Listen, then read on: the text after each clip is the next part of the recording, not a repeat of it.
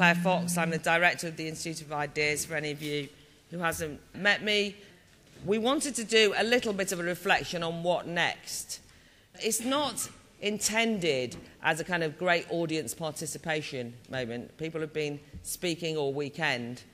It is an attempt, however, to say some thoughts from some of our previous speakers or new speakers, just to give us something to really think about in terms of the challenges that we face. The festival proclaims itself as shaping the future through debate. So I've asked 5 people to give us some smart ideas. They are smart people. How we can make conversation more intelligent about politics and society. And I'll introduce them in the order in which they're going to say some opening remarks. Then we're going to have a bit of a discussion up here. First of all, I'm delighted that we have Shreela Ghosh. She's the director of the Free Word Centre that houses PEN and Index on Censorship and a whole range of different organisations. They're just 2 that have been involved with the Battle of Ideas over time. We hope to be working with the Free Word Centre even more next year. Shreela has herself personally worked at the BBC TV News. She's made documentaries. She's been the director of a national dance agency. She was head of arts at Tower Hamlet, first programme director at Esme Fairbairn Foundation. It goes on and on and on. She's now on the Heritage Lottery Fund at London and is on the board of the European Cultural Foundation and, in fact, of DV8.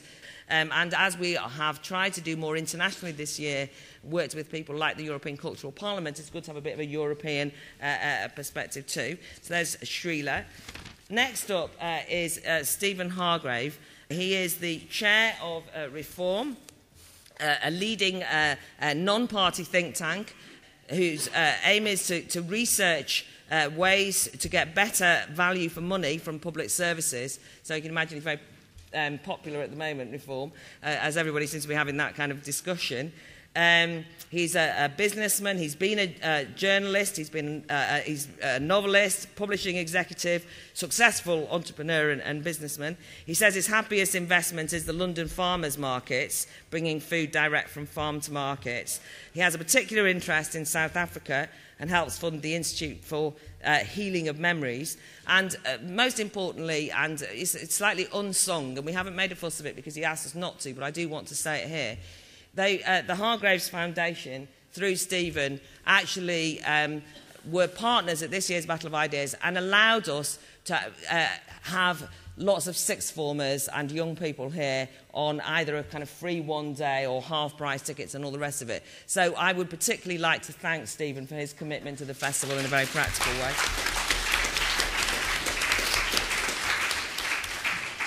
Next up is Humphrey Hawksley, who is the BBC World Affairs correspondent. Hardly needs an introduction. I'm sure people will know who he is. Humphrey spoke last year. It's great to have him back. And he's also the author of Democracy Kills, What's Good About Having the Vote. You name it, and he's reported from there, really. I mean, it's kind of all of the hotspots of the world. He was expelled from Sri Lanka. He was in Hong Kong when it moved from being a British to Chinese rule. And he set up the BBC's Beijing, first ever Beijing television studio. I think he's a very important contribution because I wanted somebody to reflect on some of the things that are happening internationally, and it's great to have Humphrey back. Mick Hume, who's been made to work very hard today from morning through, he's no stranger to the Battle of Ideas. He had a long day. He was arguing about who owned football over breakfast, through to crime novels, and now he's on this final plenary. It shows how versatile he is. People will know that he's the editor-at-large for Spiked. He writes for The Times. He was the editor of Living Marxism and then LM, that launched Spiked in 2000. And to those of you who know him as both a journalist and as a public speaker, is always provocative and interesting. And finally, we have Marcus Sedgwick, who appropriately for Halloween has come from speaking on the Vampire Session.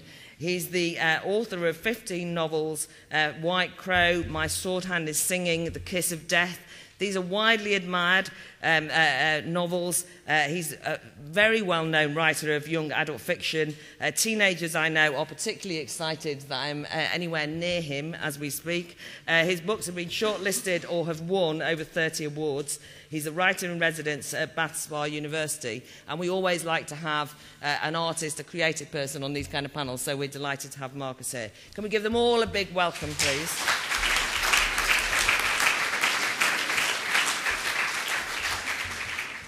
First of all, can we ask Shreela to give us your thoughts, please?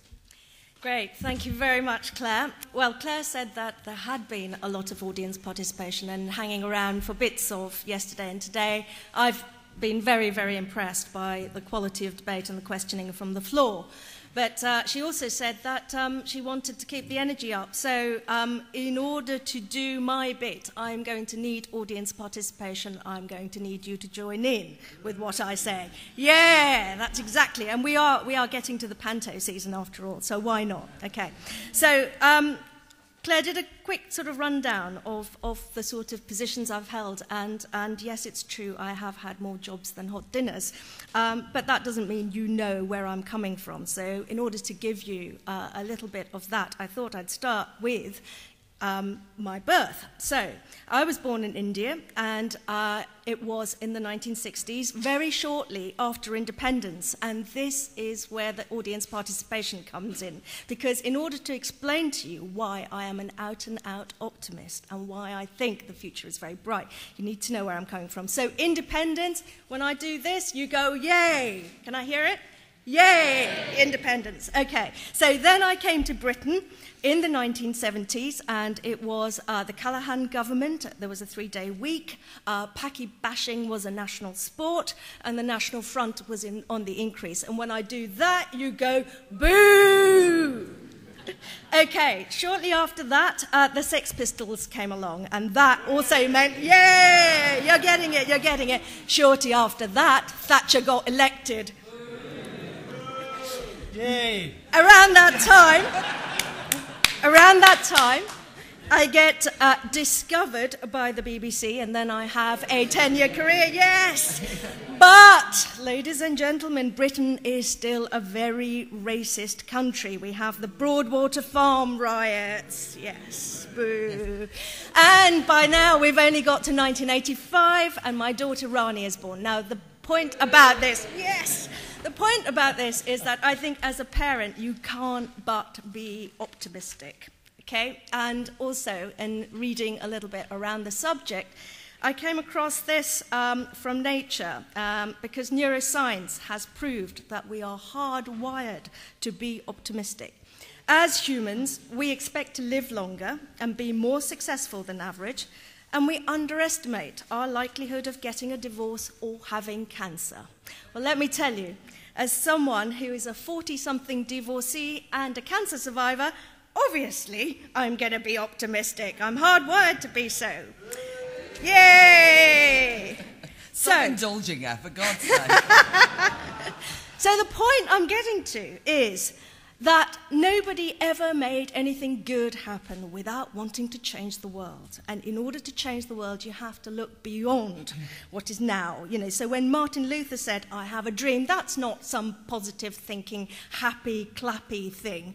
That is the way that we're going to make a difference. And I think the biggest enemy we have, so in terms of Claire's question about what do we need to focus on, well, I think we need to focus on migration. I think we need to focus on where economics, environment, and culture meet.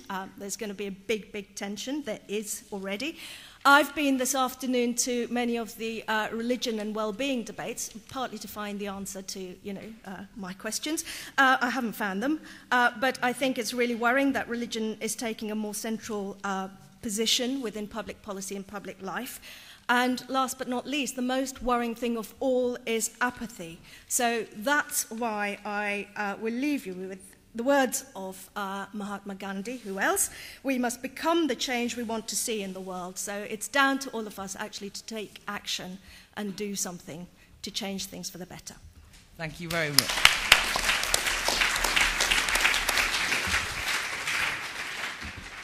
I really like the fact that Stephen cheered at the mention of Thatcher, but I think it's also worth noting that sort of assuming that you get a universal cheer or boo in this audience is absolutely not been in any of the sessions where people will fight over everything and anything. Anyway, Stephen. Yeah, we've had some listened to some fascinating, very highfalutin speculation about the future of the culture, I would say, over the last 2 days, and it's been great. This is my first time here, and I've loved it. However, I'd like to lower our sights just for a few moments to the economy and to give you one reason why I think we should be extremely cautious between now and the next battle of ideas. The background to that is that I think we have a tendency to fall in love with other countries, and particularly to fall in love with them when we think that they're going to be our way out of a big, deep hole. So, actually, a bit of audience participation. Who actually remembers the 1980s? If you put a hand up if you actually remember the 1980s. Oh, my goodness. It's worse than I thought. Okay, now if you don't remember the 1980s. Okay, well, long ago and far away, there was a country called Japan. And Japan was everyone's favourite. And books came, in the 1980s, books came out every 5 minutes about why we should do things the Japanese way of management, Japanese way of government, Japanese culture.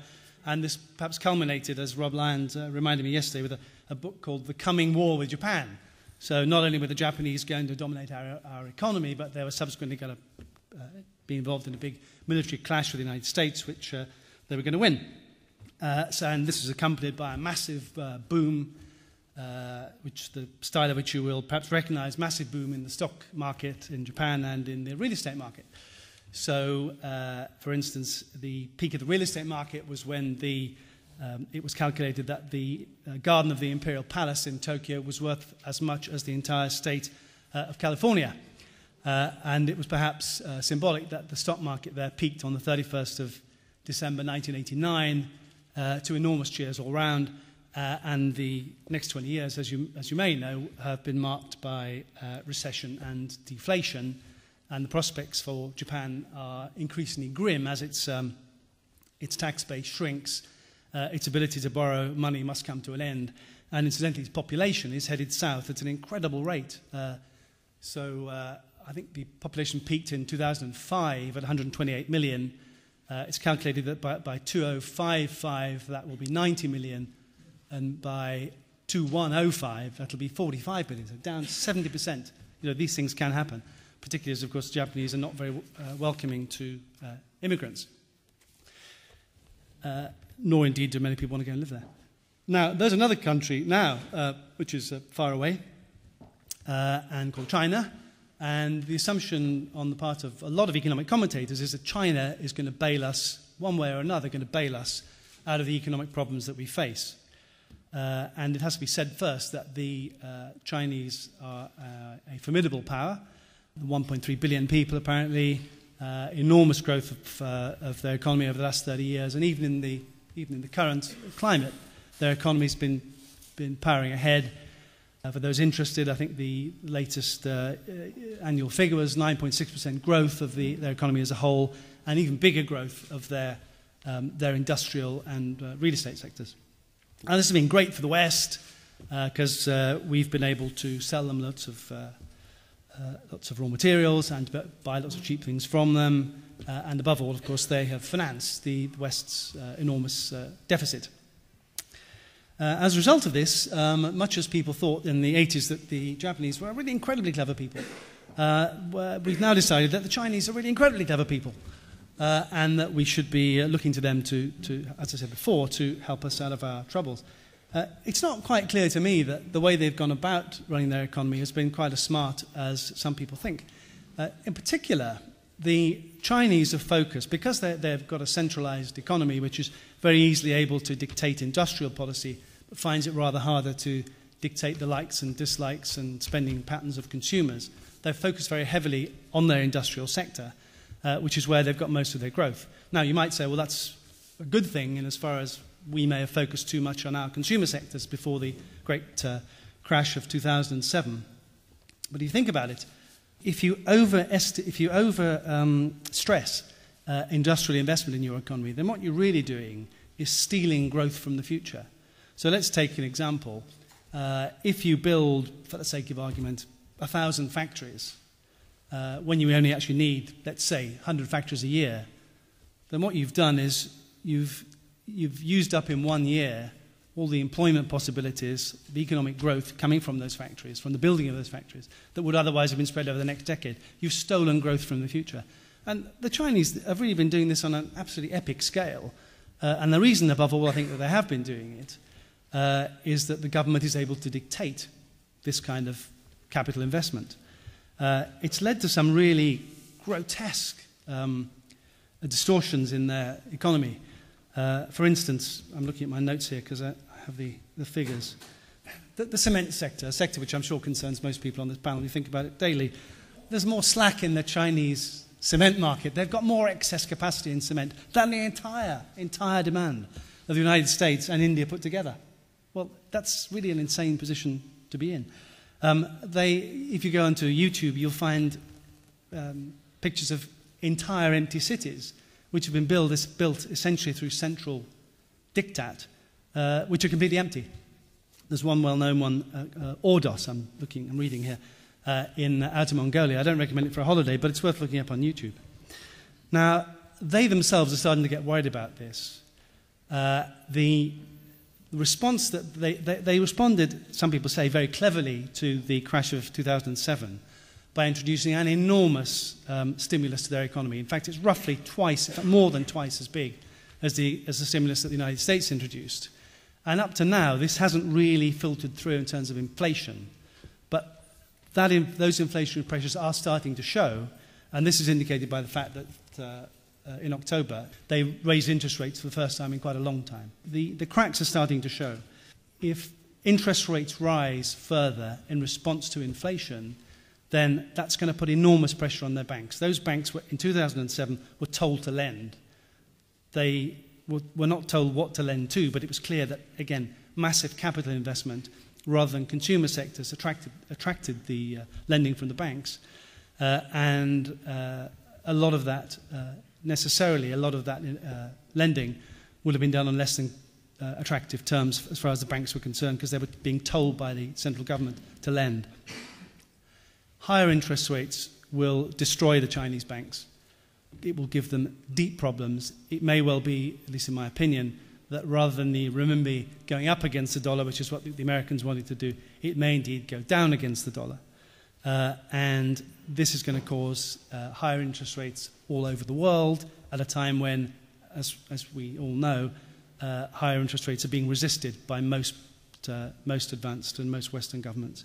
So I think there's lots of room to be extremely nervous about the next 12 months, and I look forward to having got it all wrong by the time the next battle of ideas comes around. Thank you.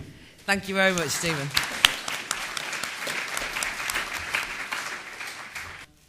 Yeah, there's one phrase that really sends a chill of fury down me when I hear it, and that is when somebody comes up and says, "We're living in such dangerous times now."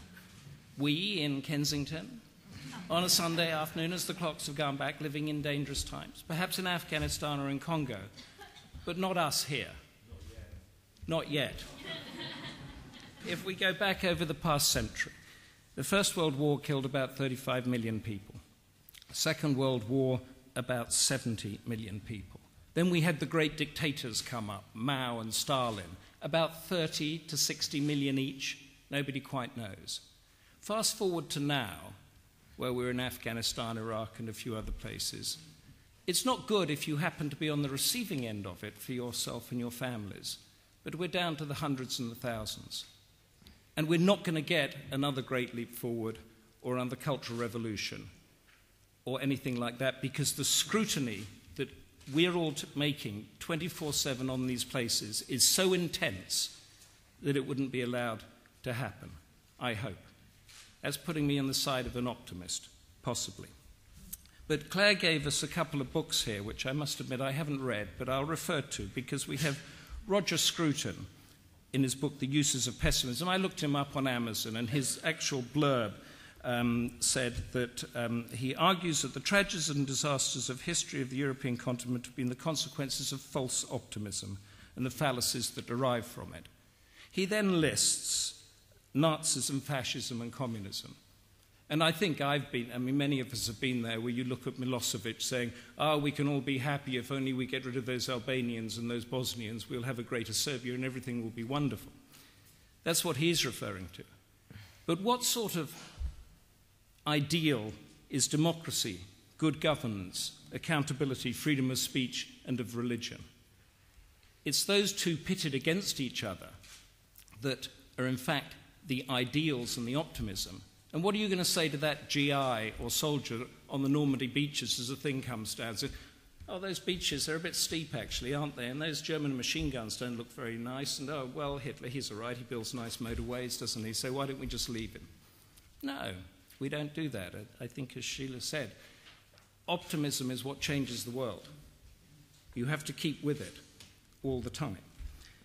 The other book was by Matt Ridley, and I must say I agreed with 100% of what he said, that we progress when we trade, and we only really trade productively when we first trust each other.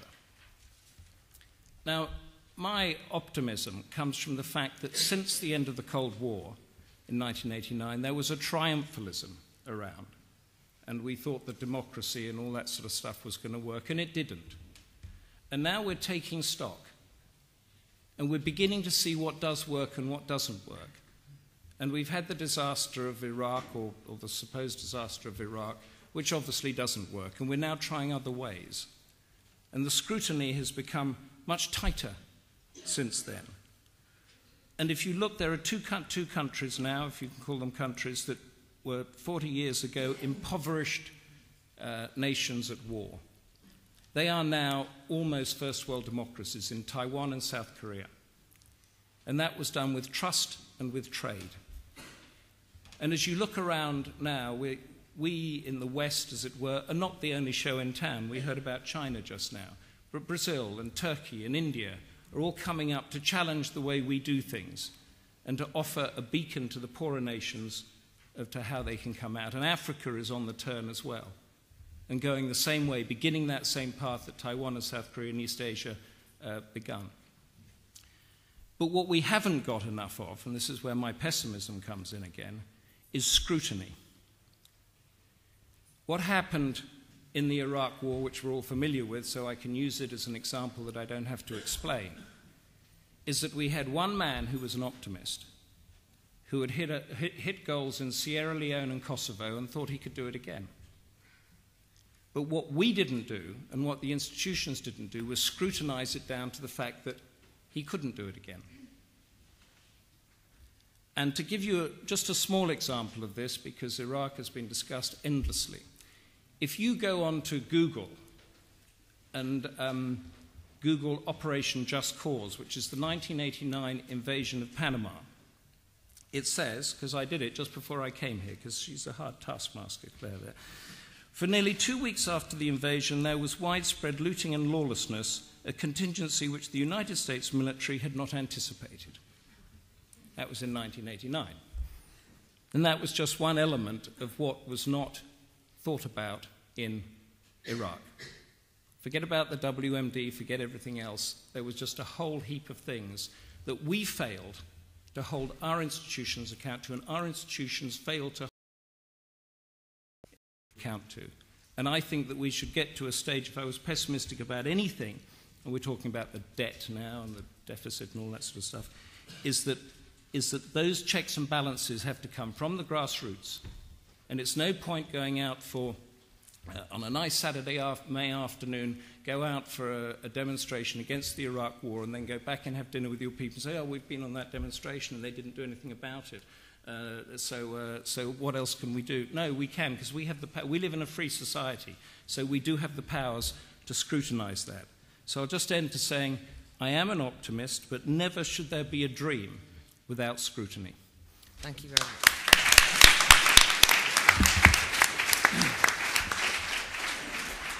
Thanks, Humphrey. And over to you, Mick, now. Thank you very much, Claire. When I was walking around the conference today, going to some of the sessions and listening to some of the speakers, I was led to believe, I almost came to believe that the idea of a battle between pessimism and optimism is a bit of a phony war, because there's very few people, like my old friend Roger Scruton, who are prepared to stand up and say they are pessimists. In fact, in all the discussions we have today, everybody wants to be seen one way or another as an optimist, which is understandable. The alternative, after all, is to go string yourself up from the rafters, or in Roger's case, escape to the country or something, disengage. But everyone wants to be seen as an optimist. But when you scratch the surface, it always comes down to the old thing, I am an optimist, but. I'm not a pessimist, but.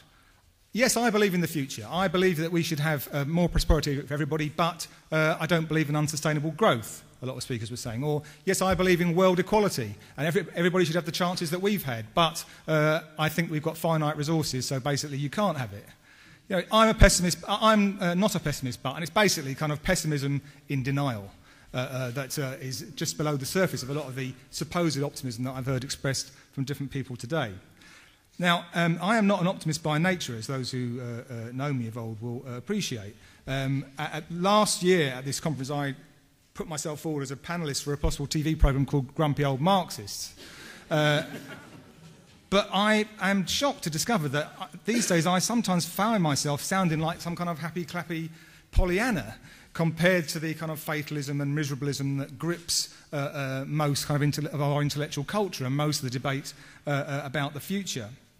So I would like to refer to another, to go and get the balance right, I would like to refer to another old Marxist, refer you to another old Marxist, Antonio Gramsci. Gramsci had a very good reason to be a grumpy old Marxist, because he spent the last part of his life locked up in prison by the Italian fascists. As a consequence of which, when you tend to be in prison, you don't come up with your best ideas. He wrote a lot of rubbish. And if any of you have ever been exposed to what British universities called Marxism over the last 50 years, and basically a very distorted and bastardised version, Gramsci is partly to blame for that. But he was a good bloke. He was on the side of the angels, and he is associated with a phrase that I think we should resuscitate and put at the centre of a discussion like today, which is that Gramsci's point was that we should adhere to pessimism of the intellect and optimism of the will. Pessimism of the intellect and optimism of the will. Now, pessimism of the intellect does not mean seeing the worst case scenario all the time, as many people are fond of doing today. What it means, for me, is taking nothing at face value, doubting all and questioning everything, and seeing the world as it is, not as we would fantasize it, we would like it to be, and beginning from where we are, questioning everything.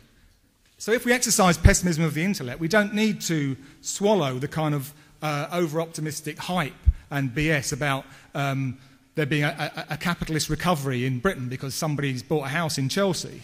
This kind of confusion between a housing market and an economy. And on the other hand, we don't need to accept either the alternative optimistic hype and BS about the fact that there's a revolution happening in France because young people are protesting on the streets about pensions. I'm very happy to see young people protesting on the streets, but about pensions?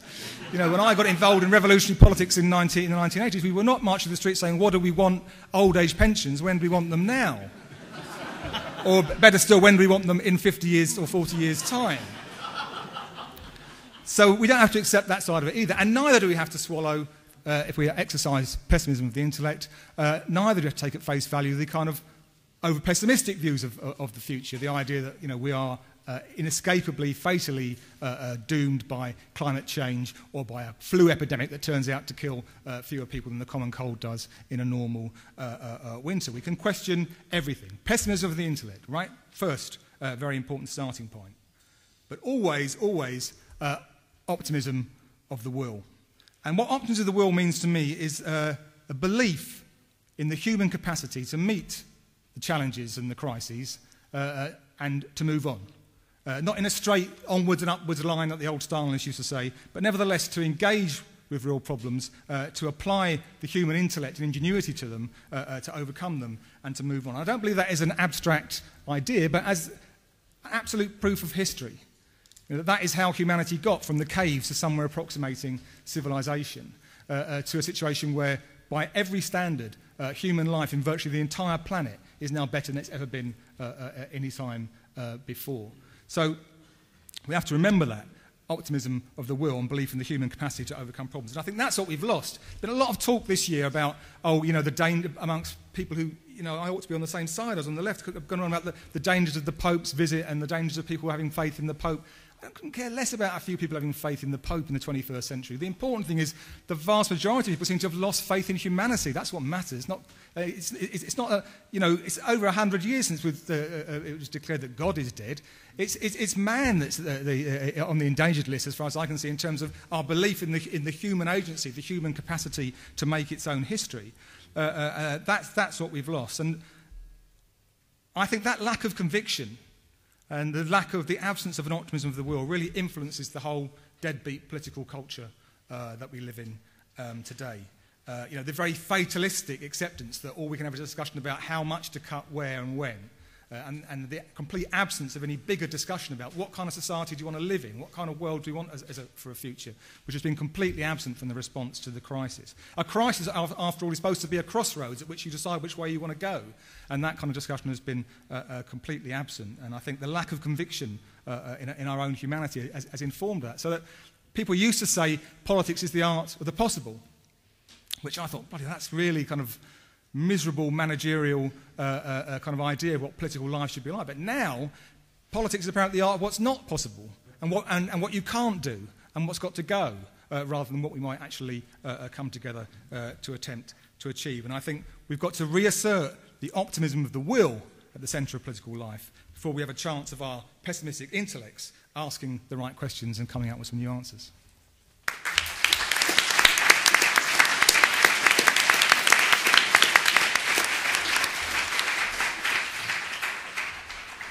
Thank you very much, Mick. Marcus, your thoughts?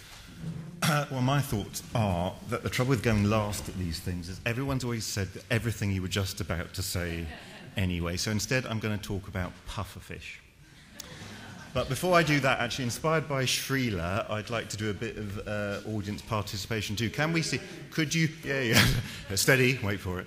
I'm glad you're still alive. Could you put your hand up if you consider yourself a pessimist? And the optimists? And who's not sure? You know, the older I get, I find whenever you're given like two options, you should always ask for the third option, which is I'm not sure. Because the older I get, the less I think I know about anything, quite honestly. When I was young, I thought I knew lots of things about lots of things, but not anymore.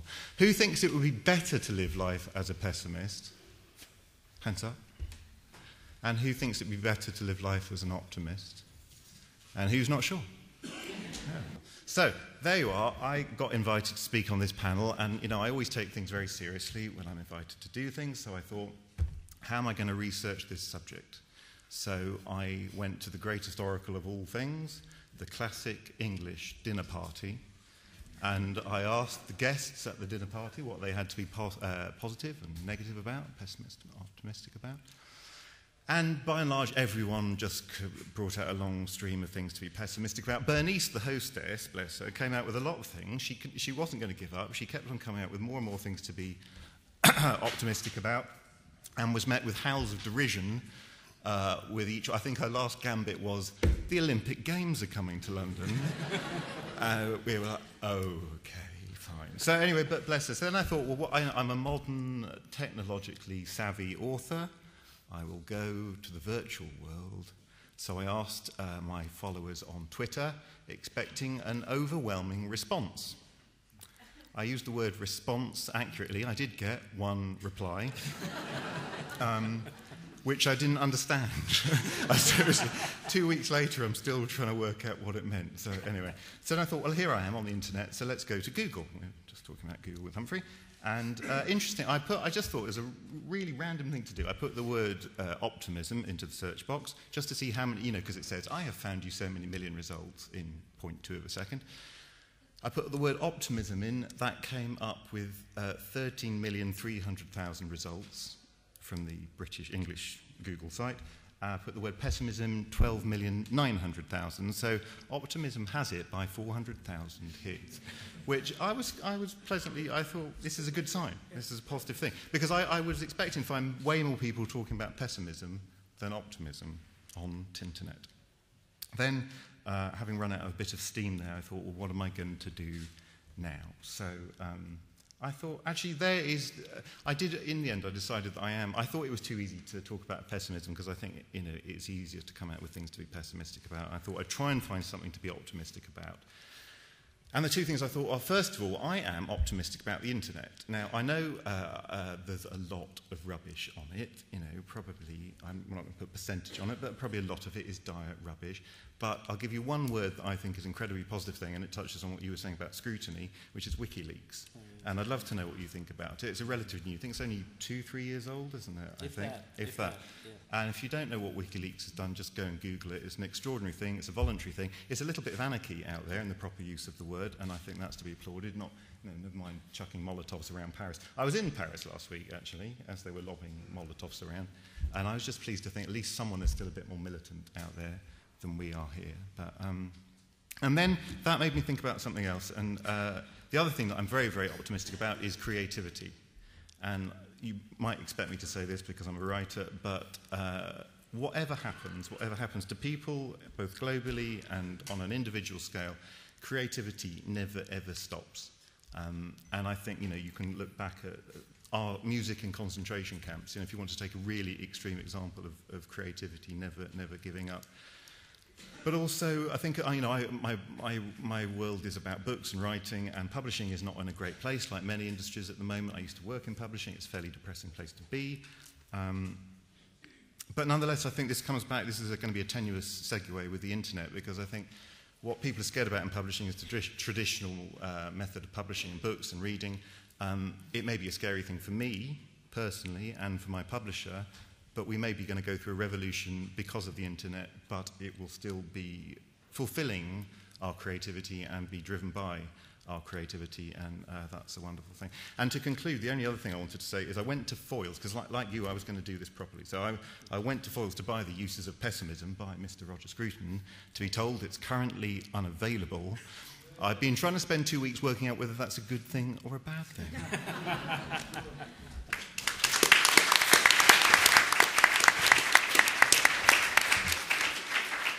Very much like this festival, incredibly eclectic and broad-ranging and different styles. I'm not going to drag this out, but I did actually think that there was a number of things I wanted to kind of see what you all thought of. I'm going to turn to Shreela, because it's been a while since you commented.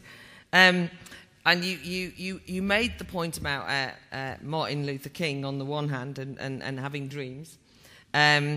But you then made the point about neuroscience at the end, which actually, in a completely different conversation which I was having, I was told that, through hardwiring, things that happen in our mind when we're asleep and all the rest of it, we inevitably end up doing this, and the neuroscience shows this.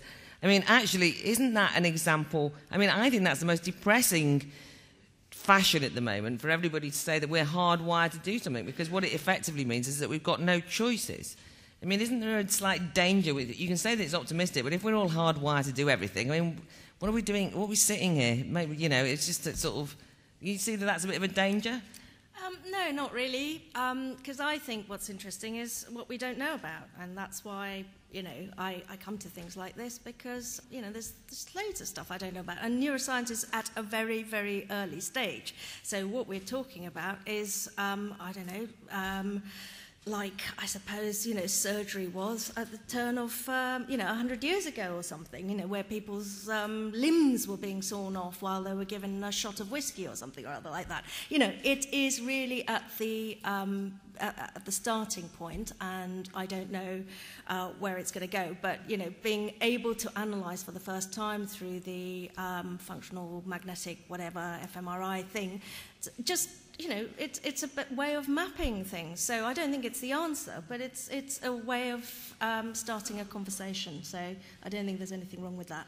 Is there anything else you wanted to pick up on from your colleagues on the panel? Yes, I love what Marcus said. I really wanted to emphasise that actually all this current talk of doom and gloom, working in the creative sector where I have been for the past 25 years, well, frankly, if we can't come up with the answers, because we are supposed to be the people who are at the forefront of innovation and creativity, then I don't know who can. So my current riff is very much saying to my colleagues and people within my networks that actually a dose of reality, which is what these cuts are about. I mean, I don't want to sound complacent. I mean, I'm not saying, I'm very angry about the cuts because I think it's vandalism, because, taking away the money from the arts isn't actually going to change anything in terms of the national debt.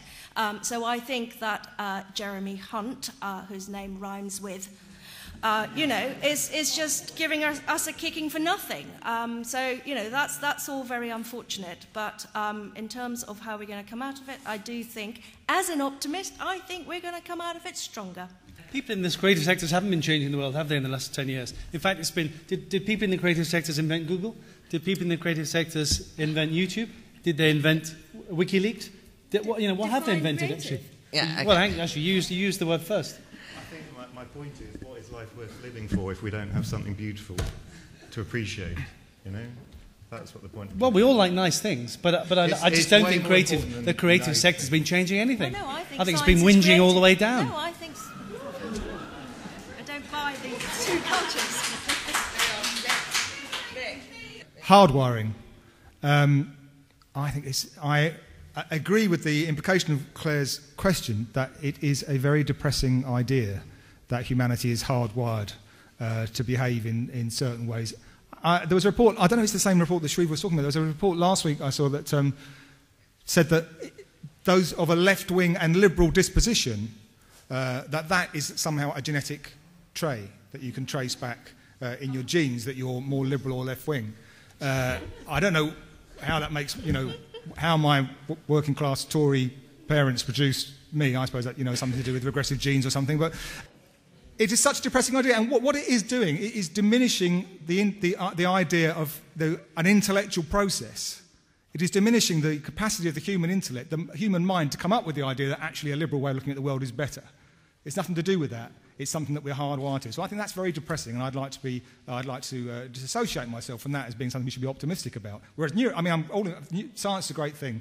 Hardwiring of the human experience is not good. I'm also not excited about WikiLeaks. Can I say something about that? Yeah. WikiLeaks caused a huge amount of excitement. All this, the divulging of all these secret documents about the wars in Iraq and Afghanistan. What we actually need is not a vomiting of all of the secret information about these wars into the public domain. It is a proper political argument about why those wars happen and what's wrong with them. And the fact that a lot of people have been killed and mutilated, what a shocking revelation that is. Imperialism fights 2 wars and a lot of people get killed and mutilated as a consequence. I mean, that would be an argument against every war that's ever been fought. Unless you're a Quaker, I don't think that's an argument that we should be on the same side as. What we need is a proper political argument about why these wars happened and how to prevent them happening again, and why Western intervention in these kind of situations is a recipe for disaster. And I don't think that the kind of huge cloud of information lobbed out by WikiLeaks on its own is helping that process. I think No, but WikiLeaks is in fact part of a process. And because these wars are fought in such a way, Julian Assange and his people have decided to put out probably more information than it is good to put out. But then the Pentagon people will look at that, and they will in turn give us more information next time and put the whole process under more scrutiny. And this is how this development and the progress of societies work. You have one person that goes too far, somebody else brings it back, they go too far and they bring it back. And I think that is essentially what's happened with WikiLeaks. I mean, we can debate. I was at a thing 2 or 3 days ago where somebody sat there and said, I think we should hold a debate about Afghanistan. And I said, well, we've been debating it for 30 years. Can't we have some decisions about Afghanistan? And I think this is exactly the thing. You need to have the argument, make the decision, but the argument has to be completely transparent. But that's a process that's going on, and WikiLeaks has become part of that process in the military sphere. We're going to have the same thing about the cuts, because there's very little transparency about the cuts. That will become a mythology, that we have to pay off this deficit, and everybody's saying it right across the board, and we need somebody to challenge us so that we can see a chart or something every day in the newspapers as to what is being paid off and how much we owe. Just on the internet question, I just wondered, because obviously that is one of the areas where this kind of pessimism, optimism debate comes out, because it is actually the case that on the one hand you kind of get nonsense notions, in my opinion at least, which is that oh, you know, changing society, but don't worry because there's virtual communities, and because we're all on Facebook, it means that all is well. Or on the other hand, you get the kind of, oh, you only have to look at the internet and you see how awful and horrible humans are. I mean, we kind of started talking about technology earlier, and people were saying about different things earlier, and it's like sort of people publishing, you know, paedophile manuals online, and you know, you can go online now and you see, and it's kind of, you can't actually have a sensible discussion without people actually either overhyping something or actually being deeply misanthropic about other human beings and what they put on the internet. I think it's a debate you just don't want to have at all, because I think it is a false debate to say it's good, it's bad. Of course it isn't. It's just a thing. What I'm saying is I think there are some wonderful things to come out of it. No, but that's good. I mean, that's what I quite liked what you were saying. That's what I'm saying is that you were actually making a very positive case, which I disagree with you about WikiLeaks, but I do agree with you about the good things that come out of the internet. I was just more getting you to reflect on the way even something that's obviously a wonderful invention like the internet becomes so, it gets over-distorted. That was all I was trying to get you to dwell on. But anyway, anything else you want to come back on anything? The question of being hardwired on or not, you know, I think I come back to where Shreela is on this one, because if we're not optimists, if you go right back to, you know, the pessimism of Schopenhauer, then we'd all just go and kill ourselves, wouldn't we? What is it? I mean, we are optimists. We're still alive. I want to know what happens tomorrow. You know, I want to see more. I think that means we're optimists at heart. More of us than maybe admit that we are. Okay, I came across a description today of the human being as a machine made of meat. And the reason I came across it was that I was owing to the joys of the internet. I was listening to Paul Bloom's lectures on psychology from Yale University, and I love the internet. I think it's great. What's really interesting for me about this is that, you know, to a certain extent, a bit light-hearted, but some serious things. I am aware of the fact that there's actually as much tension up here as there's been throughout the weekend, in truth. Nobody agrees on anything. That's what politics is. It's a series of rows and contestations and so on. So I feel a bit bad about finishing it off in this way, but if you'll just give me something or that you want the audience to think or discuss or row about over a drink. Stephen, your final thought of the day, Well, at the risk please. of being extremely sycophantic, I think I do have a very good reason for optimism, and that's the people I've seen here this weekend. I think the fact that people are prepared to come out of their homes and give up their weekend activities to think about issues of this kind, which frankly they could listen to on Radio 4 for nothing, but they'd rather sit here and discuss these things face to face, is a great cause for optimism for our political body in general. Thank you so much, Stephen. Shreela? I'm going to pick up the Radio 4 point and actually say that's kind of the problem with this discussion and every discussion I go to, that it's too small and you know, the platforms, it's kind of cosy. So I also want to pick up Humphrey's point about scrutiny. That's really a very rallying cry that that's what's going to save us. But, you know, the state of the media gives me real cause for concern now. And a kind of shrinking, you know, the shrinking of the kind of investigative journalism. So that leaves me feeling a bit pessimistic. Oh, and you cheered us up at the beginning, Shreela. Pessimism of the intellect, optimism of the will. Just to give you an idea of the balance between the two and how I see them in relation to a story in the news this week. The London bombings inquests. Things to be pessimistic and optimistic about. Pessimism. The total institutional paralysis with which the fearful, risk-avoiding, obsessed authorities met that disaster in London on the 7th of July. That way that the whole state machinery absolutely froze in response to it and couldn't do anything other than put out some lies about there being an electrical charge breakdown on the tube whilst London was in chaos. That's what I'm pessimistic about, the capacity of those, the elite that governs us and the authorities actually achieving anything in times of trouble. The optimistic side of it was the will of the individuals, which has come out very strongly in the evidence given involved there, who refused to be held back by the officials telling them not to go in and help anybody and not to go in and rescue them, but just said bugger that and got stuck in anyway. And tackled the problem and did what needed to be done, just got on with it.